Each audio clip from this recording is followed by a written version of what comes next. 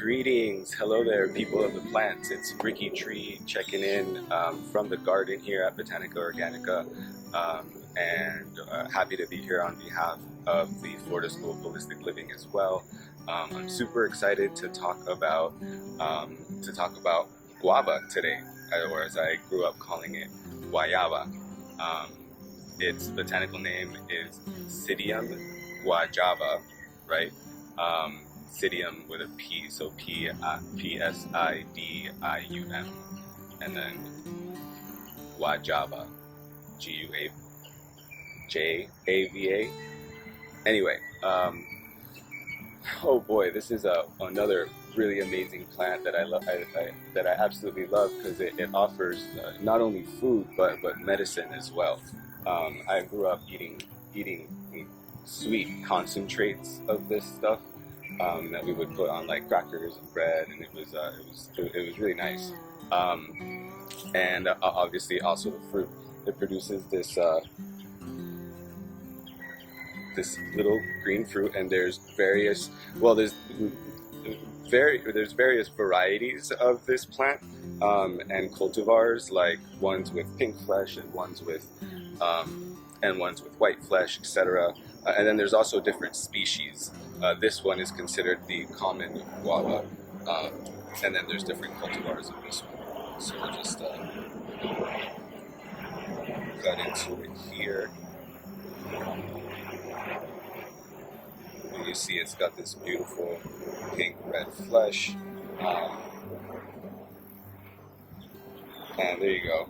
So these are notorious for getting little worms in them. So I just saw one in there. I kind of lost it.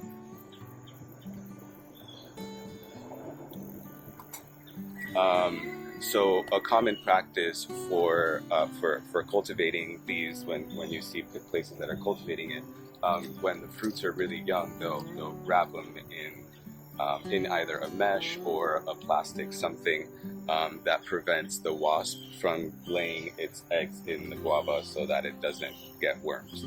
But I'm not producing guavas for sale, and I kind of don't really mind the worms, so I don't really do all of that. So before I get into it, I wanted to start a little bit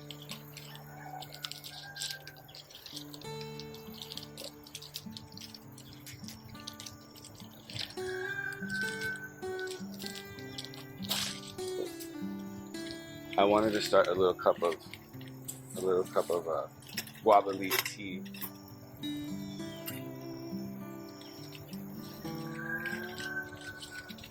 And I think I'll throw a piece of the guava in there.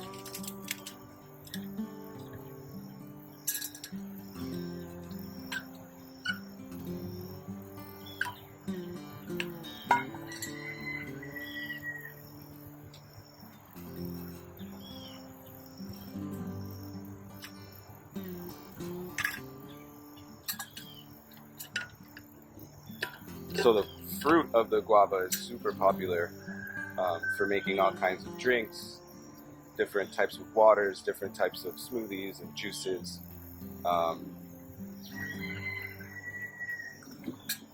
It's just going to add some flavor to my water here. And of course also the leaves. So yeah, anyway, let's get to it. So guava, this common guava, the guajava, is native to Central and South America, where it's a common treat all over the place. Especially when I traveled around there, I saw them kind of all over the place.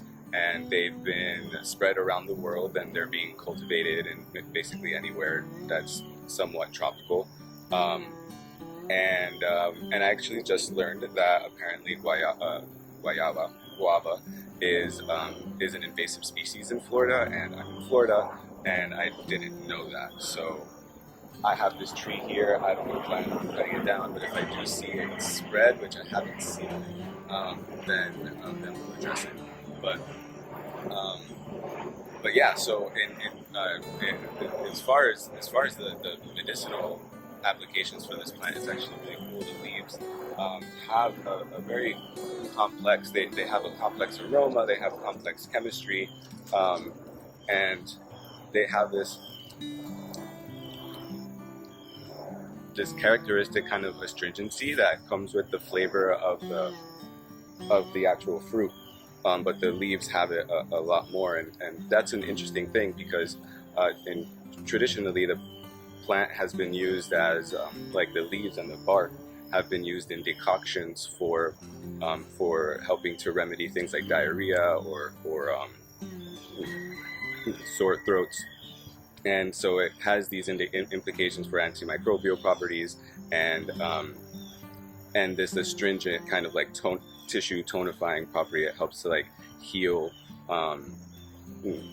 loose tissue or wounds, so to speak. And often astringent plants are indicated for things like diarrhea. So this is part of that, part of the chemistry that lives within the leaves. And those astringent properties come out really well in water. Usually those are tannins, and so things like decoctions of the leaves and the bark would get those tannins out. And then you have this like aromatic quality to it, which has these antimicrobial tendencies, and these come out well in alcohol. So you can tincture the leaves if you wanted to use guava for a more like antimicrobial application, like parasites or bacteria in the throat or things like that. So yeah, and what else? I didn't know this about guava, but a few times people have come to me asking for the leaves of this tree for cardiovascular health, which is kind of cool. It seems that this tonifying of the tissues, it seems to help regulate, it seems to regulate blood sugar stuff. This is what these people have come to me for. I personally haven't used it in that application. However, several people have come to me asking for guava leaf for that, so I'm sure it's a thing. And yeah, so what else about guava? That may be all I've got for you today. So yeah, super awesome plant, lovely tree, and it's got food, it's got medicine, and we're grateful to have it in the garden.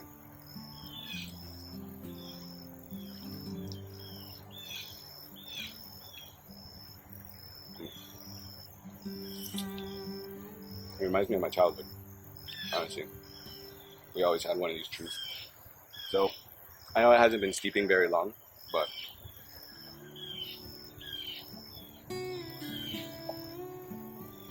I'm just gonna go for it.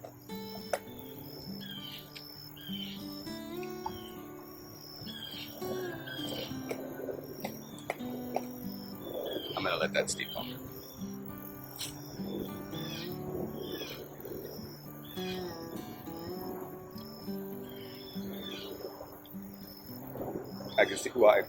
I can see why the decoction is the more traditional way to use it, because it seems like you need to work the leaves a little bit more to get the chemistry out into the water.